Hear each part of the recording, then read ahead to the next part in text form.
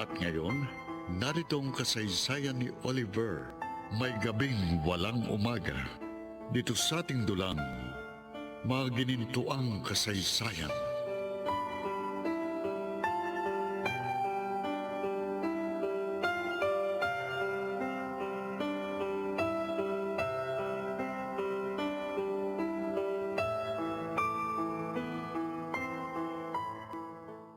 Sabi ko, bakit mo ako binigyan nito?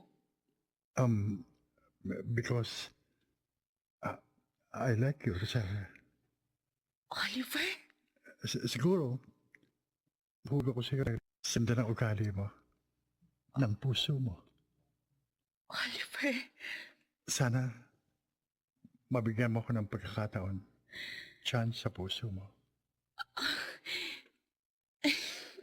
Nabigla naman ako sa'yo. Ang akala ko kasi, hindi mo ako magugustuhan kahit kailan. Bakit naman hindi? Marami kang magagandang katangian, Rosalia. Kamahal-mahal ka. Oliver, pwede bang...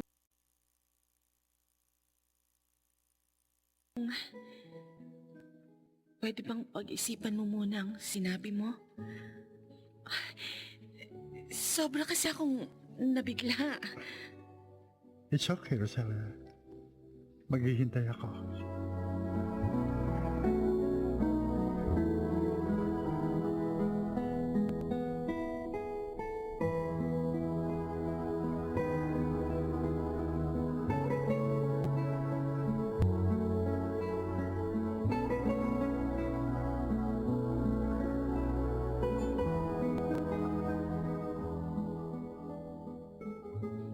Ayos, Oliver. O anong sabi niya? Pag-iisipan daw muna niya. Talaga? Ay, akala ko pa naman sasagutin ka niya kaagad. Tama lang naman ang ginawa niya eh. Hindi na maging pabigla ang tao. Lalo na sa pag-ibig. Alam ko naman yun eh. As ginawa niya, nadagdagan ng paghanga at respeto ko sa kanya. Ha? Magandang sinyalis yan. Baka bago pa kayo ikasal, matutuhan mo na siyang mahalin.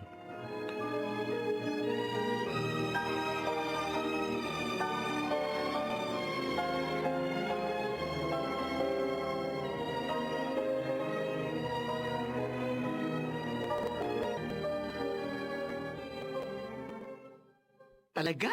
Nagtapat na bilik si Oliver? Po, Aling Inay. Hindi pa nga rin ako makapala eh. Oliver naman. Hindi ko po naisip na magugustuhan din niya ako. Akala ko, sa pangarap na lang mangyayari yun. Batang ito. Maganda ka at maganda rin ang looban mo. Kaya hindi ka takatakang magustuhan ka rin niya. Pero, noon po May kasi... nobya siya noon, kaya hindi ka napapansin. Pero siyempre, iba na ngayon. Aling Tinay. Wala ka ng karibal sa puso niya. Kaya, sagutin mo na siya. Hindi ka lolokohin ng batang yun.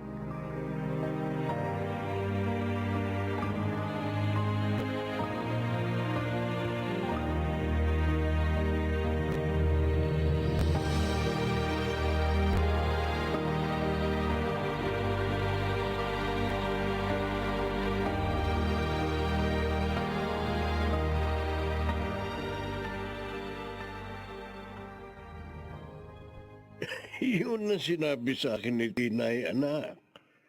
Totoo ba? Opo, Daddy.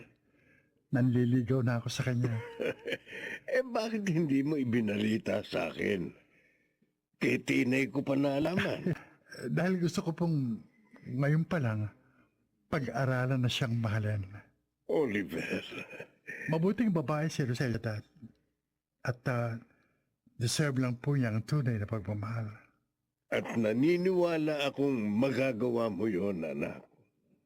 Bigyan lang ng konting panahon ang iyong sarili.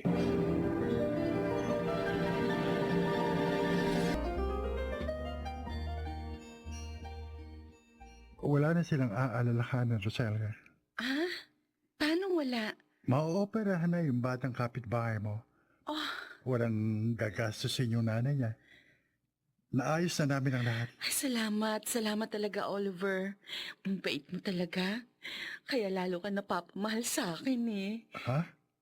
Totoo? Mahal mo ko? Ha? Gusto mo rin ako? Ay, Sabihin mo, Roselia. Narinig ko. Ha? Sige. sige na nga. Ah, Oo.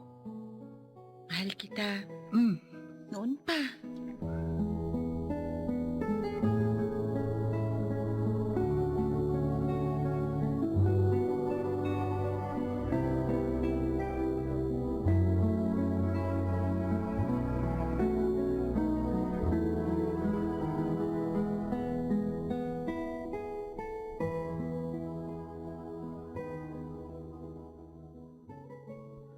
Oh, congratulations, iho. Sinagot ka na pala ng nililigawan mo. Salamat po, Tita Agatha. Alam mo, Oliver, Talaga namang masaya ako, Leandro. Pakiramdam ko ngayon, nabawasan ng malaki ang bigat sa puso ko. talaga, ha? Oh, ibig sabihin yan, nagkakaroon na rin ng space sa puso mo ang Roselia na yon. Masaya ako para sa'yo, Oliver. Oh, bakit bigla kang nalungkot? Oo nga, iho. Napabuntong hininga ka pa. May bigla lang po ako naalala, tita. Oo. Huwag niyo na lang akong intindihin.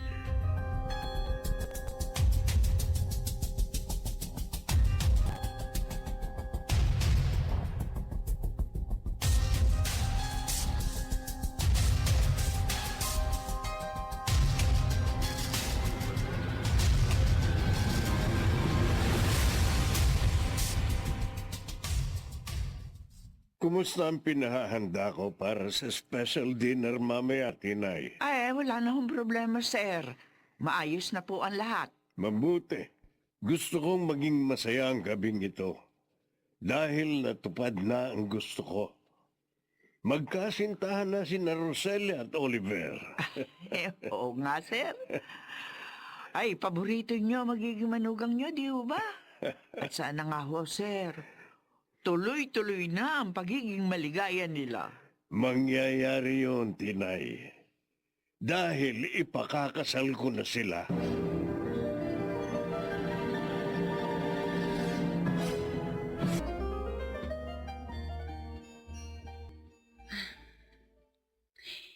Di na naman ako makatulog. Siguro dahil sa sobrang saya. Hindi lang dahil minahal din ako ng lalaking mahal ko, kundi dahil tangkin ako ng kanyang pamilya. Ay, napakasarap sa puso. Ay, pangako ko, magiging mabuting girlfriend ako sa iyo, Oliver. At kung darating na ang panahong magiging mag-asawa tayo, sisikapin kong maging mabuting asawa sa iyo.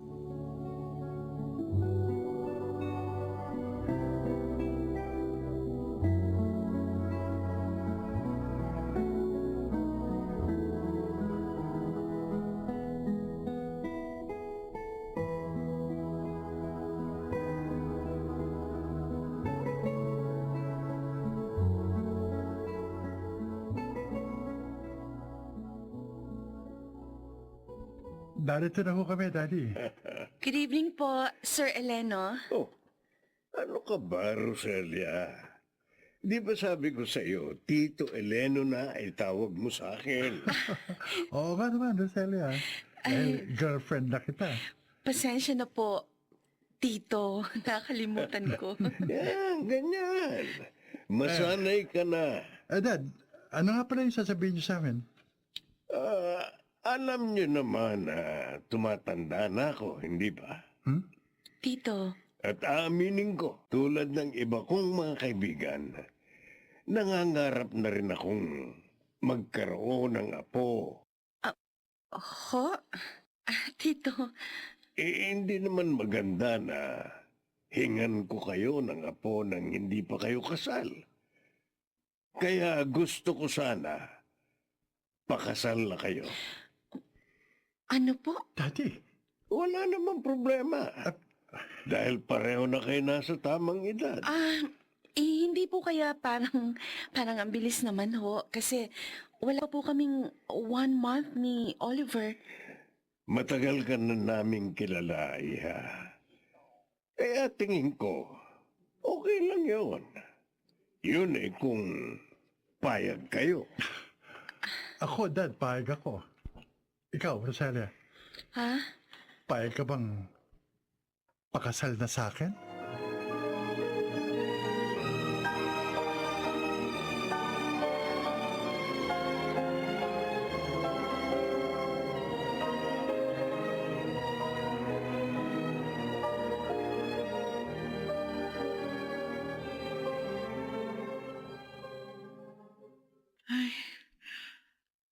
Ayoko na yatang mamasyal. Kanina pa pabalik-balik yung sakit ng tiyan ko eh. Kabuwanan ko na kasi.